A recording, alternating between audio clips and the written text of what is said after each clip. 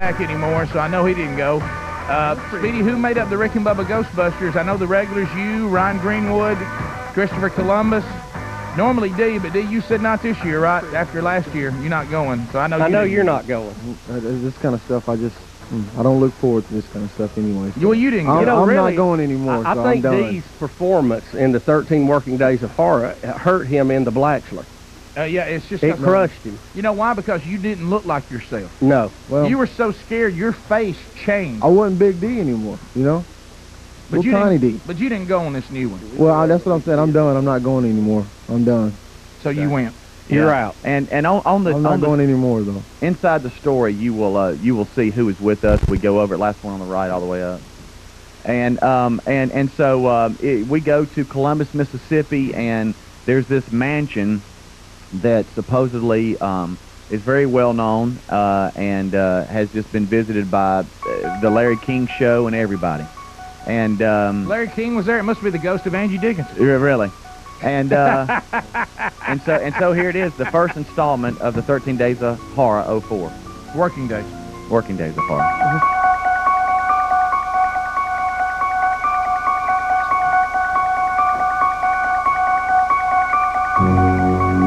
Oh yeah. We had to cut the lights off. What's up? What is that?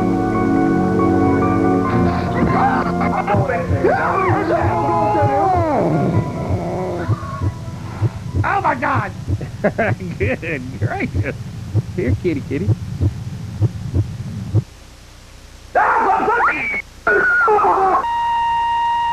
get questions about that. I do too. All right, here we are. We're going to try to set the scene. We're at the Waverly Plantation Mansion, and it's absolutely a gorgeous, gorgeous home. Philip with AlabamaParanormal.org, of course, is here along with Jamie, and we've got a lot of the same crew that was been with us before, and Angela is here as well. I'm sorry, Angela. You're just standing over there in the dark. I couldn't see. Also, we've got Nana, she is here. We've got Peaches here, Don Juan DeMarco, Ryan Greenwood for documentation on the website, and then, of course, Chris behind the camera. I'm Speedy. And Philip, this is Todd, correct? That's correct. And Todd, I guess you're kind of like a Waverly historian. You know all about this. Explain the history of what we're about to see and witness. Well, the house we're about to see was built in the 1850s on what was previously Chickasaw and Choctaw Indian Territory. Pictures on the house website. was occupied by the Young family from 1858 till 1913. The last Indians. of two bachelor sons of the owner, builder, died. For the next roughly 50 years, the house remained completely vacant, and then it was bought in 1962 by Robert and Donna Snow, who are still the present owners. Yeah, but they don't live there. They continue to live here, and are really the ones who've experienced most of the paranormal activity that we've sort of gotten used to. Now, before we started, look at D already. You had explained what to are me you that doing for there? 49 years, Look at his face. this place sat just vacant, and nobody occupied this home. From where we're standing right now, in 1960, we'll say, you would not have been able to see the house at all. It was completely encased in brambles and bushes and vines, and local children played in the house, and of course there was a fair amount of speculation then that it was, you know, people were scared to come here and that it was haunted. Of course, the Snows gave no real credence to that until they actually moved here, and once they started living in the house, you know, after a while you can ignore things for only so long until you start to give it some merit. You were telling us that other TV shows that have come here in the past have experienced some really weird things. Right. You know, more recognizable shows, when Larry King Live was here, they were doing a live feed, and up until seconds before they were going to go on the air, they were having no problems. Once the show went to air and they tried to kick it to us, we couldn't get any feed at all. They lost everything. America's Castles from A&E was here. They had tripods randomly turn over for absolutely no reason with nobody in the room. A local television show was doing a ghost story here, and the cameraman actually was going into the room, which we sort of colloquially call the ghost room. And as he was walking in, the camera just, for lack of a better term, disintegrated. The lens fell off, the strap broke. It slashed his hand. Blood was running down his arm. Dee, what are you doing there? The tape actually fell out of the camera. Probably the ghosts we're best known for, the one that everybody knows about, is our little girl. And, you know, a little girl has been seen in the house, both by family members, and there have been tourists who have actually said, you know, whose little girl is that outside, or who is that upstairs, or whatever, and there's not anybody here. Well, now, we knew, or Mrs. Snow and the family knew, that there was a little girl in the house long before we ever knew who she was. We always assumed it was one of Colonel Young's grandchildren. In reality, we learned in 1997 that 2 children died here within 3 days of each other. The oldest was 8, the youngest was 4. The one that was 8 had diphtheria. She was a neighbor child. Her father was a doctor and was away during the war. And Colonel Young had sent for them to come and stay here so she could be treated. She ultimately died of diphtheria. The youngest child, who was 4, was playing on the stairs that go from the 2nd to the 3rd floor one morning. She stuck her head through the spindles, and her feet slipped from under her, and she hung herself in the spindles. What are you doing there, and was discovered several hours later dead with her head in the spindles. So, you know, I think it's safe to assume that if we have a little girl here, that's who it... Wow. Check the website. Absolutely beautiful. Can you kind of explain what we're seeing here? Well, now, from where we're standing to the ceiling in this foyer is 65 feet. And it was built this way as a natural cooling system. There are 3 upper floors overlooking this central hallway, all unsupported. They're cantilevered balconies and stairs. The first 2 floors were living spaces, bedrooms on the 2nd floor. The 3rd floor was an attic, and the 4th floor was the cupola, or the tower room. The biggest thing and the most sort of frightening thing are these loud crashes. And I could stand here and talk about it all night, but until you've heard it, you really think I'm exaggerating. But when I say they're crashes... Y'all calm down. We'll move over to the master bedroom. Speedy. And the room we're going into now is where the owner of the house slept, and in fact, this is where he died. This room is always used as a guest room now. And of course, we've had people staying here that have said that in the night they... I won't reveal his name just because he would be mortified, but we had a friend that was staying here one night, and he was sleeping in this room. And in the middle of the night, he came to my room and woke me up, and he said, I think I need to come stay up here. And I said, why? I mean, why are you not in your bed? And he said that when he was laying in this bed, he had been asleep, and he woke up and was changing positions, and he suddenly felt a pressure on his chest. He said it felt like he was being sort of pushed into the mattress. Don Juan, you got your Dollar General flashlight, and how you feeling? I'm a little braver about being Thursday anyway, but it's getting creepier and creepier every time we go into a different room. Wow. I see you sporting your do-rag. That's Thursday. This room that we're in right now, the dining room, was one of the more eerie things that happened here several years ago. Mr. Snow and I... Oh, not a portrait. Not an old picture. We're sitting here one evening having dinner. And as we were sitting here, the chandelier above the table began to sway. And the prisms began to clink together. Of course they did. Now, a natural indication that gives you is that somebody's walking on the floor of the bedroom above us. You always know when somebody's in that room. So knowing that we were here alone, we immediately snatched up Mr. Snow's sawed-off shotgun. William grabbed the fire poker from the fireplace, and we immediately went upstairs and searched the house. We couldn't find any indication of any. The portrait above the mantel is of the current owner's wife, who died here in 1991. Look at how scary she is. She died only in her 60s, and shortly after her death, tours of the house continued. And I do specifically remember being told by her daughter that one day she was giving a tour of the daughter, and a man said, "There's a lady sitting upstairs on one of the balcony ways. Who is that?" And she said, "There's no one upstairs."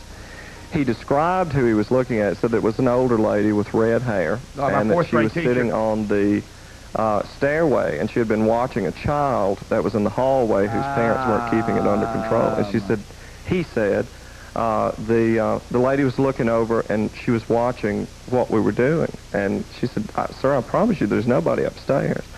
And he was very insistent that she go and look. And this is before the portrait was ever here. And later he saw a photograph of Miss Snow over in the bedroom and said that that's who he had seen upstairs. Don Juan, what you doing over here, buddy? You're on the ground. What are you doing on the floor? You just want to come down with one knee like you look at But I feel like something's up and something's happening, something's about to happen, and I'm just... dude. Just getting down here. Yeah. Peaches, how are you doing? It's made a few noises. Should I be concerned? You got the EMF detector, right? Yeah. It was beeping over there when I was in that little alcove area. It just beeped for a second, but... What used to be the altar. Going up the steps here. Be careful, the steps are very, very thin because they got to kind of make a little turn here. And now we have made our way up to the 3rd floor. And well, now it's an unbelievable sight to now look back down, you know, all the way to the 1st floor. Well, and still we're not at the top. We're on the level now, which was a purely utilitarian. You don't need to go floor. up there. This was called the trunk rooms. A lot of the crashing noises that we hear or the slamming noises have originated, you know, we think from these upper parts of the floor. So this was built as a storage space to keep trunks of clothing that was out of season.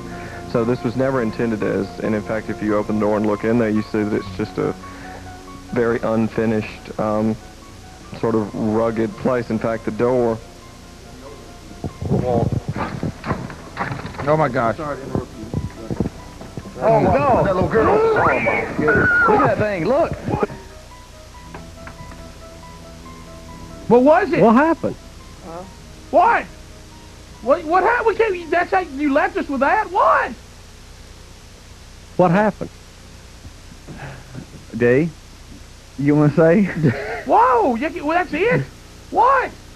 You can't leave us with everybody screaming. Well, first of all, the camera went out, okay, the video side of it, okay, and so the video just went, but we could not get the camera to working again. And I saw what appeared to be a glimpse of something. D claims he saw it just as clear as a bell. The long hair. Hang on, D. Hang on, D. I want to tell you, at that moment, Hang on. Things got so Hang out on. of Be control. going on these things. I ain't going again. I told Do you. we have any more of it? No, that's it. Not even the audio? No, the video part of it, just absolutely, the camera started freaking out. Go to our website, rickandbubba.com. On the center of the bottom page, you'll see Ryan Greenwood has set up some photos. More. Rick and Bubba, Rick and And we're back, 34 minutes past. Go back into Woody's swamp. Well, you better not go at night. There's things out there in the middle of the woods that make a strong man die from pride. Things that crawl, things that fly, things that creep around on the ground. And they say the ghost of Lucius Clay gets up and he walks around, but I couldn't believe it. I just had to find out for myself, and I couldn't conceive it. 'Cause I never would listen to nobody else, and I couldn't believe it. I just had to find out for myself. There's some things in this world you just can't explain. Hi, this is Charlie Daniels. You're listening to the two best-looking men in the South Bend, Rick and Bubba. You know, as we get back, what we were just watching and hearing, Kind of explain. yeah, there's pictures on the website, Rick and Bubba, spell out the word and.com, of the events too, documented by webmaster Ryan Greenwood. Don Juan, for the last, 13 days that we did this last year, said that he would not be going back.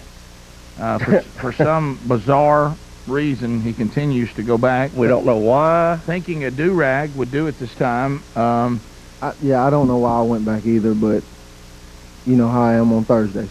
You think you can handle it? Yeah, well, we did this one on Thursday, and so he was Thursday. thugged out. But yeah, but Is he a handle on these things, Speedy? Because is he so having to get psyched about what he's about to face that he becomes impossible for everybody else? Somewhat, you know. I mean, he tries to be so big until we actually get out of the truck and we're there, and then he realizes it's real, And he it's a turns mistake. into this kid that you're trying to talk in not to taking the ball and going home, and you're like, no, just please play one more game. Yeah, and whatever y'all are doing, they all seem to go after him. Have you noticed that? Mm-hmm. You know, Rick, the pictures on the website, there was one kind of strange shot here we were looking at during the break, too. Nana is in the group. Oh, she went this time. And there's one picture where she is looking out the window. She said she was trying to see a ghost. But it's very strange. There's like an old picture on the desk next to her, and it looks like her in the picture. What? I mean, it's very strange. Come here, and look, can you get a shot of this, Speedy? Because I can blow it up pretty good. Hey, I need to... All right, can you... TV intern Nana. And in a minute, I guess we might want to address the fact that Don Juan thought he saw a ghost. Yeah. So we'll do that here in a minute. Nana proudly wearing her Georgia Bulldog shirt, and she's got her hair pulled up, because this is work. Right. And but there's a picture on the counter, and it looks like an old picture, like maybe back from I don't know what 100 years ago, Chris. Wouldn't you say something like that? Sure. Maybe. And it looks like her in the picture. And I asked her if she was strangely drawn to this. So I take the lens cap off probably. All right. Get an establishing shot of that, and then I'm gonna zoom in here. All right. Okay. We'll try to do this. Yeah, and the picture's on the website. Tell them which one are you looking at on the website? It's called Nana is Mesmerized or something, looking out the window. Okay. All right, now we're trying to... I can see that now. Okay, this is just the overall picture. Show Nana to begin with, Speedy, and then I'll zoom in on the... see, she's here looking out the window. We all know Nana and her pictures on the website and various things. But now right here, down here on the counter, there's a photograph. Mm-hmm. And watch this. I'm going to zoom in right here and kind of check this out. This is kind of weird. Was this down at the beach? Oh, I'm sorry. That's your screensaver. All right, well, let me... Yeah. Right, yeah, we're looking in it. Let me make that a little bigger, okay, a little wider here. I think I can... you're saying that the picture on the counter is like one of these old-timey pictures, and it looks like her? That's what I'm saying. See, right there, the girl in that picture. Isn't that weird looking? Let me zoom in a little more. Well, I need them side by side. Well, it's going to be hard to tell, too, because we're taking it from a website picture, which gives us a real low DPI. But you see, it's like an old-timey picture right there. And that looks like Nana with her hair down. Don't you think? It does, by the way. Almost as if the picture changed. Or the picture's been waiting on her to get there. All right, but she is mesmerized looking out the window in a stare. Maybe like she used to do in that room. I was just good night. Nana, didn't you say you had to go on this one? You were just drawn to do it. Yeah. All right. Or it's a picture of Jane Seymour. I can't tell. All right, let's go back. We're trying to... Chris might have left that there. We might... All right, we're just trying to act like that at the end of this story, that y'all go into a room, Dee screams something about a little girl. Yeah. And then the camera goes out. Yeah, and there's no way to do any more. Yeah, and just give me a second, because a lot of folks are listening to the 13 Days of Horror, watching it for the first time, and you've gone over a lot of things. But one thing that we do is that we're going to be straight up. If we don't experience anything, or it was we've had some just something, we're going to tell you. And this was a very, very, very, very just a weird feeling we were all having. A beautiful 8,000 square foot home, and we're going through so many rooms. This place had room after room after room, and one of the big things that the Todd that was speaking that was really known for the Waverly Plantation Mansion is that it's known that a little girl is seen by tourists that come through, and that's really what we were thinking. I mean, so when we're walking through there, we're thinking, my goodness, we're going to see a girl or something weird's going to happen here. So you've got this in your mind, and you're like, my goodness. Now to you, we've got night vision cameras going here. So to you, it looks like everything you can see and stuff. It's pitch black, man. You can hardly see in front of your face, and so all you can kind of see is just the person next to you. And we're all kind of helping guide each other through the home. And every now and then, a little light or something will shine across the room. And Don Juan is known for the guy that has the flashlight. He says that he ain't going in unless he has a flashlight, okay? I don't blame you, D. I'm with you, bro. And so he goes in, and we've been hearing for, you see 9 minutes of this, but really we stay in there for about an hour and a half. So for over an hour, we're hearing the story about this little girl and the fact that everybody has seen her, okay? And we go up to the 3rd floor, and they open this door, and Where's Dee? Thomas Hamill's here, and so he's trying to get him in. It's just everybody's... Well, I mean, I got to know what he saw. I know, he's coming back. Who's this on the hotline? Hotline keeps ringing over and over, almost as if somebody's trying to call us from that house. All right, we're dropped out. I got to go. Speedy, we got to know. I know. How about just doing the 13 Days of Horror and everything's falling apart? Let's hear it again. How bizarre is that? The trunk rooms. A lot of the crashing noises that we hear or the slamming noises have originated, we think from these upper parts of the floor. So this was built as a storage space to keep trunks of clothing that was out of season. So this was never intended as, and in fact, if you open the door and look in there, you see that it's just a very unfinished, sort of rugged place. In fact, the door... There they go. They're about to walk in. We're sorry to interrupt you, buddy. Oh, no. That little girl. Oh, my goodness. Look at that thing. Look. And then everything goes out, and then y'all don't have... Chris, I mean, that's it. I mean, and now our satellite's dropping out and everything as we're retelling it, and you're throwing that thing... I'm not going back either. That was freaky. Well, did you see anything? I couldn't. The camera went black. I was standing behind him. All I heard was him say, "Little girl," and the camera shut off, and I ran, as always. I don't like these. I'm ready. I'm ready. Good news, only 12 more to go. Yeah, I know. You know I won't go. I'm ready. Well, you're supposed to go. Y'all Y'all agreed to go. Y'all agreed this year. I didn't say that. Yes, you did. No, I didn't. Bubba said that y'all would go. Did we? Yeah. I'm not. I don't believe I did. I'm gonna have to break that contract. I'm afraid. How about that? How about Dee cried again? Dee cried about. Well, three yeah, or he four cries times. every time. He got really. But he keeps scared. going back. You know, even Thug Thursday. Even Thug Thirsty couldn't get him over it. How about Dee won't talk about what he saw? Well, he's gonna have to tell me. I gotta know. We're hens. You can't just. There's corn on the ground. We gotta know what happened. All I heard was little girl, and I ran. Y'all get a lot of running in on this thing. Okay, thanks, Speedy. We're back up. Look, even telling the story knocked the satellite off. Rick and Bubba, Rick and Bubba. We're back. It's 11 minutes to the top of the hour. The Rick and Bubba Show, 877 We Be Big. Here's our number. Coming up next hour, someone who experienced real life terror, and that, of course, is Thomas Hamill. His story, escape in Iraq, who was taken hostage, the Mississippi truck driver that escaped being held hostage by terrorists there in Iraq during the war on terror that still continues to this day. So, you know, we can talk ghost stories all we want to. What he went through is real, and, wow, and we will be... And that is scary.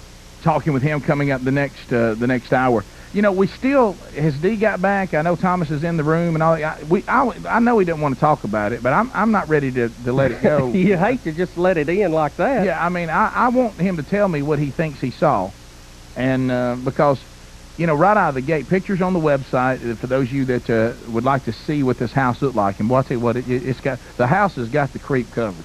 You know what I mean? Oh, it's right out of a Scooby-Doo, the Ghost and Mr. Chick and all of that. I mean, you know, with that picture over the mantle, I mean, that's those eyes looking at you. That is a Scooby-Doo episode, by the way. Well, here's the thing I don't understand.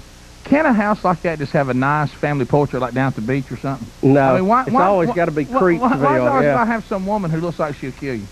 Huh? So is Dee not going to tell us what he saw? He's taking care of Mr. Hamill. Well, Speedy's in there. Go get Dee. He's getting coffee and stuff. He's coming. He's coming down. Okay, I mean, I got to know. I mean, we can't just have y'all open the door, people scream, somebody say, little girl, Dee cries, and then he won't tell us about it. Yeah, I mean, how can we leave it with that? Yeah, I mean, no offense, but I mean, I'll go get Mr. Hamill a cup of coffee. I want to know what he saw. Huh? Yeah, I agree. I didn't see anything. All I did was run. Go get him. Okay, Tell him I'll go I get have to talk to him. Please, Chris. I mean, because I want closure. I'm a closure guy. I don't like things to be out there dangling and me not have closure on it, and I got to know. So, and I mean, whatever it takes.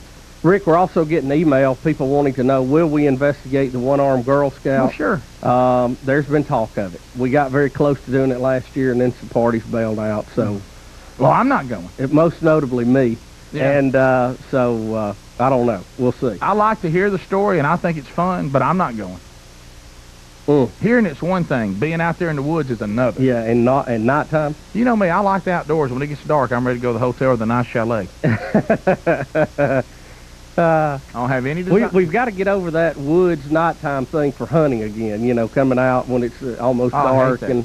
I hate it. Yeah. And that's why I hate doing this. Do you hate coming out? I hate going in when it's dark. Oh, yeah, I don't mind coming out. Coming out doesn't bother me because if I can get in when it's light, I feel like I get control of things. Right. Nothing can sneak up on me. No, but, buddy, when I'm arriving and they've been there a while and it's dark, no, sir. Yeah, they're waiting on me. I don't like that. No. And we can talk, how, y'all think we're a bunch of spoiled guys that go hunt at all these places that aren't rough. I don't care how nice it is. When you're opening a creaking door and it's been dark for hours and something could have got in there, I ain't into that. Oh, God. Are you climbing up a stand of some kind to go sit up in a tree and you don't know what's up in that tree and it's dark? And y'all watch the movie Signs the night before with that old leg going in the corn patch? Right. Oh, God.